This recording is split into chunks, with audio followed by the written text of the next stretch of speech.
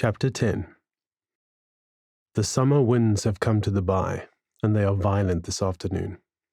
Uncle Mike is sitting in his motor, readying himself to meet with the six. He looks out past the buildings of Van Deventer's fabriek to the ocean that froths beneath the driving gale. Yaguchi's words swirl through him, just as the wind swirls on the water. They have been harrying him all night. You are not one of them, and you will never be. You are the outsider. The little man is right, of course. Uncle Mike knows it and has always known it. Despite having been a man of the bay for 20 years, and even though he worked his way from a handlanger, a labourer, to the owner of his own fabriek, carving a place for himself among the seven, and even though he has never once given any of them reason to mistrust him, or even given less than his all for the good of the bay, still he is not one of them. It has been a long while since he has felt it so keenly, but so it is. When fear rises, so the truth of men's allegiances are revealed. These men will look to each other first, despite Mokka's assertion that only the strandlopers are the true residents of this place. There is the rumble of a motor, and Uncle Mike looks up to see the Toyota of Weatherall Thomas gliding past. The man behind the wheel is obscured by the passenger door, so high is the double-cabbed truck to Uncle Mike's Datsun. In the passenger seat he sees young Kreno, Weatherall Thomas's firstborn. Uncle Mike knows the boy from the harbour, in the early mornings when the snook are running and the place is swarming with light craft, and the fishermen and their boys are gathered in their squeaking oilskins. He knows the boy by the orange of the harbour floodlights strung high above the concrete, his strawberry hair still tousled from his bed, where he'd lain not 30 minutes before, his young fingers holding a cigarette, already calloused and scarred from the lines. Goeiemôre, oom. Hoe gaan het met oom? Good morning, uncle. How is uncle? He has often heard him say, offering his strong back to carry the nets. But there is none of that now. The uncertainty of the times has taken friendship from his eyes. Uncle Mike looks ahead to the others clustered near the double doors of Van Deventer's sorting hall. Strategy. He can see it in every look and gesture. They have closed ranks, and the last one in, the seventh, is here to earn his place or leave. Uncle Mike sighs. He is aware of the flow of time. He is aware of the day he arrived in this bay with nothing but a Hessian sack of the small things he and his wife scavenged on their way from the mountains. He remembers the first sight of the town on the long curve of the bay, and her hand in his as together they walk down. He sighs once more, and clicks open the door of the Datsun. The wind covers the creaking of the little car as he leaves it. He walks towards them. They are harried. The wind plucks at them also, and their eyes are on him. Their faces pinch as he nears. A shadow passes over them all. Christu, says Uncle Mike, extending his paw to Van Deventer. The man's life at sea has given him hands of iron, and as usual he grips with all his strength. Just this once, today, Uncle Mike returns the squeeze. Mikey, grunts Van Deventer, pulling his hand away. Dace, says Uncle Mike to old Mokka, the next in line, who extends a thoughtful hand. There is no malice in the old man's touch. He too remembers the day the giant from the mountains arrived with the woman at his side. He remembers how the young man worked unceasingly, taking on any task after the woman had died. He remembers him lumbering daily the long sand road to the Maintjies fabriek from the hut he built from scraps, and he recalls whispering a word of endorsement in the ear of Trevor Maintjies, the man whose fabriek Mikey was destined to inherit once he passed away. How the days fade, thinks old Mokka, as he looks into the eyes of the big man and wishes him well with a gentle squeeze. Mana, men, Uncle Mike gestures to the others, who one by one extend their hands. In each touch is a memory, for the good years and bad years run deep between them all. How goes it, Mike? Asks Van Deventer, by way of pulling the meeting to order. Redelijk. Well, responds Mike, looking to a trio of gulls huddled on the two-way aerial of the Van Deventer 2, rolling at rope nearby. And with you? Yeah, nods Van Deventer, casting his eyes about the group. Shall we go inside? Murmurs Mocha. Yeah, we can, gruffs Van Deventer. But where is your boy? Wetherall Thomas asks this, his 2 index fingers hooked into the loops of his denims and his eyes looking up to Uncle Mike. You said you would bring him. Uncle Mike shrugs his big shoulders. I cannot find him. I think he has gone fishing. Up north. Van Deventer and Wetherall Thomas share a look. How long has he been gone for, Mikey? Asks Mocha quietly. I don't know. The last I saw him was 2 days ago.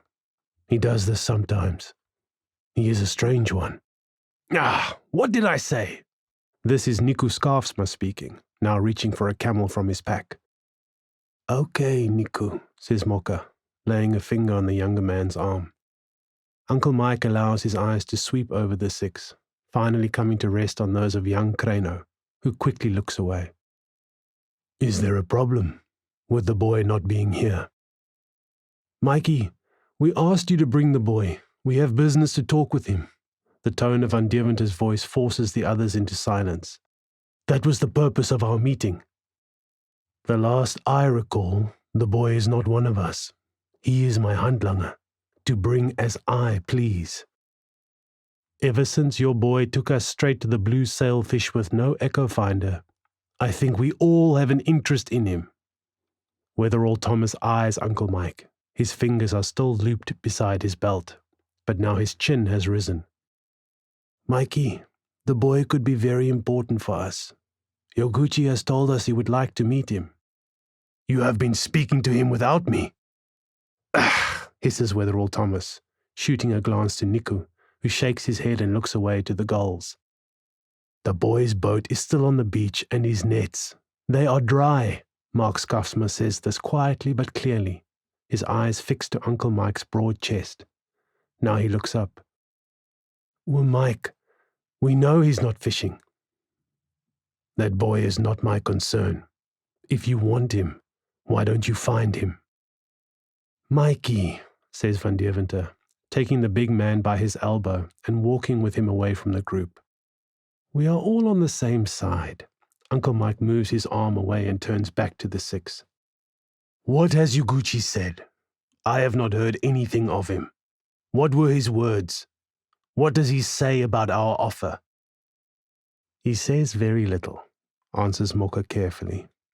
He thanked us for it and said that he is sure there will be time for us to work together on a piecemeal basis.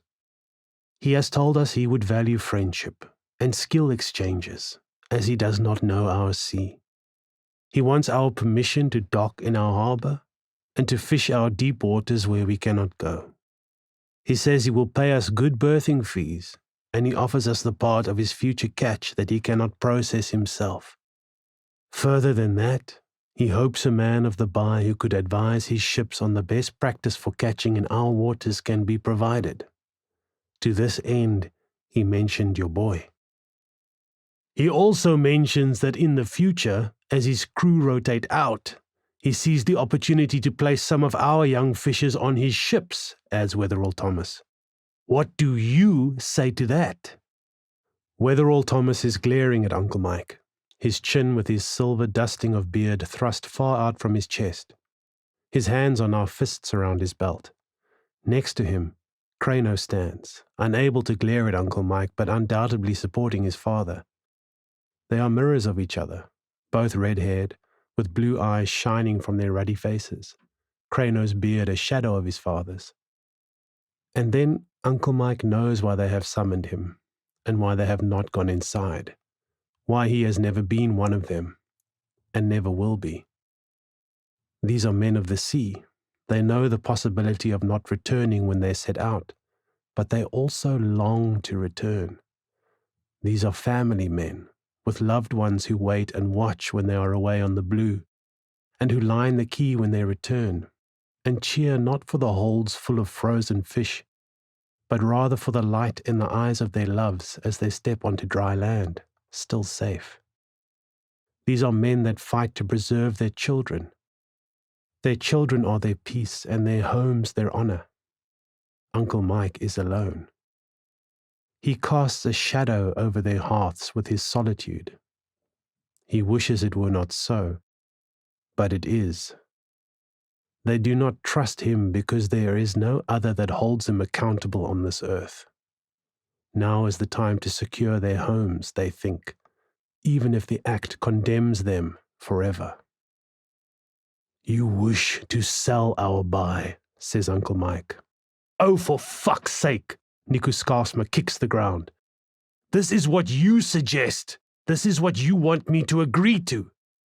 "Mikey, this is an opportunity for all of us," yells Wetherell Thomas suddenly, spit spraying from his mouth, Mark Skarsma grabbing his arm to hold him back.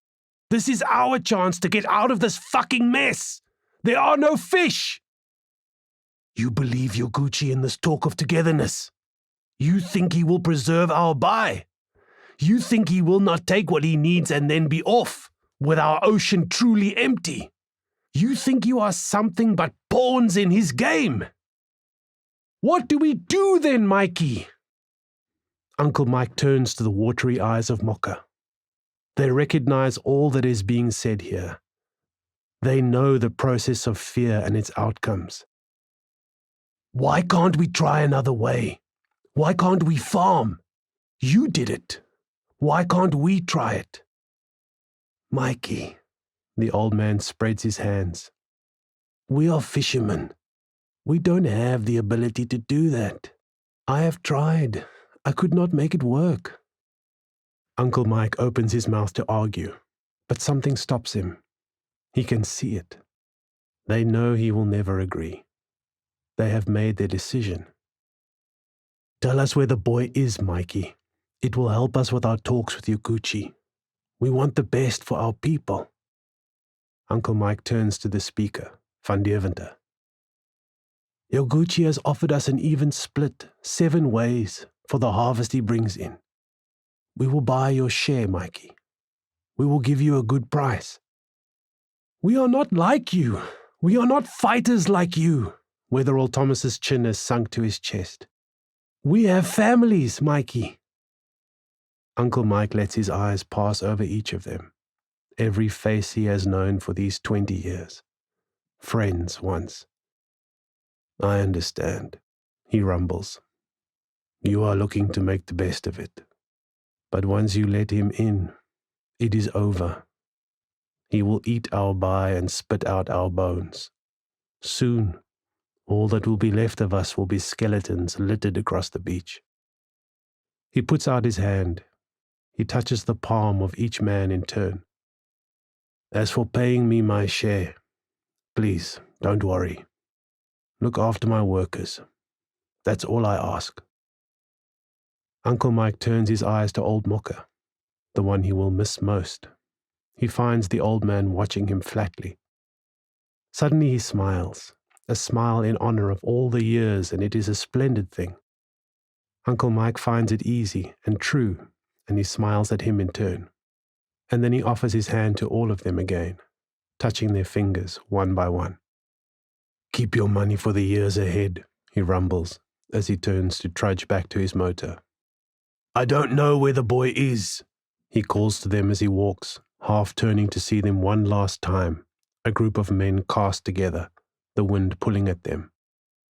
"He ran north from me 3 days ago. I suspect you will not see him again." "You were never one of us, Mikey," calls Van Deventer. "We are simple folk. We want to eat our fish. That is all. You and we are not the same." He walks from them, leaving the 6 and their ways behind. Uncle Mike drives angrily.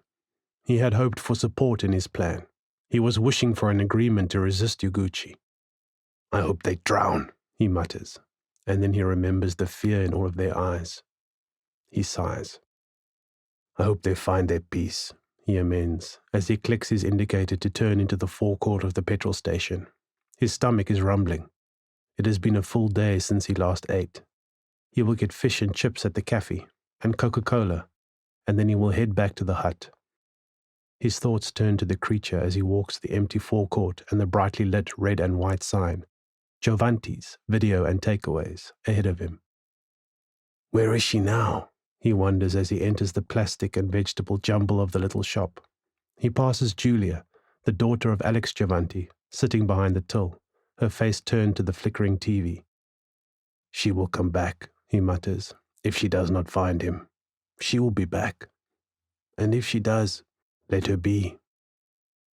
Nant, Alex, says Uncle Mike as he reaches the takeaway counter in the back of the shop. Behind it, Alex Giovanti stands in his habitual pose, round chin above round shoulders, hands clasped over his round belly, eyes trained on the door. A double hake and chips. Uncle Mike slides a tattered note onto the counter. And a 2-liter Coke, please, Alex. Nant, Uncle Mike, says Alex, turning to set to the order. Will you have some coleslaw? Uncle Mike looks at the display of limp salads beneath the counter. He likes a coleslaw. The mayo always goes well with the salt of the chips and the fish. But he is hungry tonight. I'll take a pasta salad, asseblief, Alex. The shopkeeper nods as he goes about dishing battered fish wedges into a polystyrene takeaway container, dropping a rain of sizzling chips into another. He starts to season the pile with a dusting of red chip spice and glugs of vinegar. The man moves little and speaks little. He has been in the bar for as long as Uncle Mike himself. He had the first petrol pump in the town outside of the harbour, and rumour says he got a good price to sell his plot to Caltex. Now he deals his takeaways like he always did, but with a wedge of cash under his mattress. Uncle Mike smiles. Like him, Alex Giovanti is an outsider. 20 years long he has lived on Boervertrek Street with his wife and 3 daughters who, one by one, started working in his cafe, and who then, one by one, went away to marry boys from the by. Have you seen the paper? Why? That ship of the foreigners is in there. Giovanti nods to the shop paper on the counter, smeared with oily fingerprints. With one hand, Uncle Mike folds it open. The front page stops him cold. On it, there is an artist's impression of a ship. They want to bring it to our harbour, says Alex, now wrapping Uncle Mike's 3 parcels in cling film. It says it's 10 stories. 10 stories. Alex Giovanti shakes his head in disbelief. Uncle Mike touches his finger to the picture. It is flat and lifeless. Beneath it is the caption, full schematic on page 5. Uncle Mike takes up the paper and flips through it. Mikey? Uncle Mike looks up to Alex holding out his steaming parcels.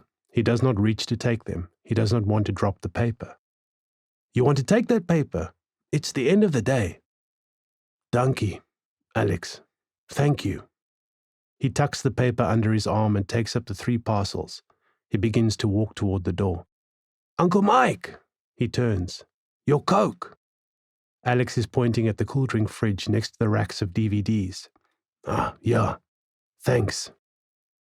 With his left hand, he swings the door open, reaches in and hooks a 2-liter bottle. Thanks again, he calls as he passes Julia at the till. In his motor, Uncle Mike puts his parcels on the passenger seat, spreads the paper on his lap, and twists the lid off the bottle. He does not drink long. Instead, he turns his attention to the paper. The world pauses in its turning. Here before him rises the greatest ship he could ever imagine. Intricate diagrams trace across the double spread in the middle of the paper, forming a floating city that he simply cannot comprehend. Parts of it are familiar. In it he sees the logic of his own factory, the necessity of the processes that are his bread and butter. But together they describe a reality far beyond what he can fathom. A sensation rises in his gut. Dread. He marks it. For the first time in many years, he is afraid. You have no idea of the power standing before you. Yoguchi's words from the night before sigh through his brain. Your eyes would pop if you saw what I have seen. Uncle Mike turns his chin from side to side, feeling the new world that this ship brings, this horrifying world. He sits thus, the howling future cradled in his lap. They were right. He closes his eyes and sees Yoguchi's face swelling to the pressure of his fingers. He sees the fear in his eyes. You are human, just like all of us," he whispers as he traces the lines of the machine on the pages. "You are blood and bone." Uncle Mike reaches his hand up to turn the key in the ignition. The forecourt of the empty petrol station revolves behind him, and the nearby mountains fill the windscreen as he reverses, pointing the motor's bonnet to the road. He turns into it, speeding towards the hut. At the same time as Uncle Mike is turning his little Datsun west on the old coast road, so up on the mountain, raised above all of the little village of the Bay, she sits. She is at the place Jono brought her to. Before her the coast stretches away to the north, drawing its jagged white line to the horizon. To the west the land falls away to dusk. The world is vast and empty. She reaches out to touch the legs stretched before her. They have swollen. The skin is blotched red, blue, and white and stretched taut. In places, behind the knee, at the ankle and behind the toes, it has split. She has learned quickly that even though she has left the sea, her flesh needs water, and her legs, unused to walking, are full of the torture of the hike to this place. Every step of her journey upwards she had hoped to find his sign, evidence of his cart cut into the earth, or his footprints, or a place of a burned-out cooking fire. But she cannot understand this waterless world. In the ocean she could discern the origin of any current and drift with it for days. But here no secrets are revealed. The soil remains a mystery. The waving of the flower carpet beneath the wind and that same wind on her skin is unknown to her. And the rocks beneath her feet, they are the worst. She looks at her soles. They are ripped up. Over and over she has pierced them on the jagged trail and scraped them and ground them. She crawled the final stretch up here, sure of the path, sure of her memory, and now, finally, she is at the place he would find her, or her him, if it is to be. And he is not here. The world howls at her as the wind rages. Out there, the sea has turned to striated froth. Behind her the hills shiver beneath the wind's assault. I would even eat some rabbit tonight. She leans back so that her head rests on the wall of sandstone behind her. I will watch the sunset, and it will be beautiful. As she looks at the sun, her mind travels back. She remembers his body flickering in that light, all the fine muscle of him, and the scarring, and the grace. She feels all the promise in him, all of the mystery of him, all of her future with him, waiting for her.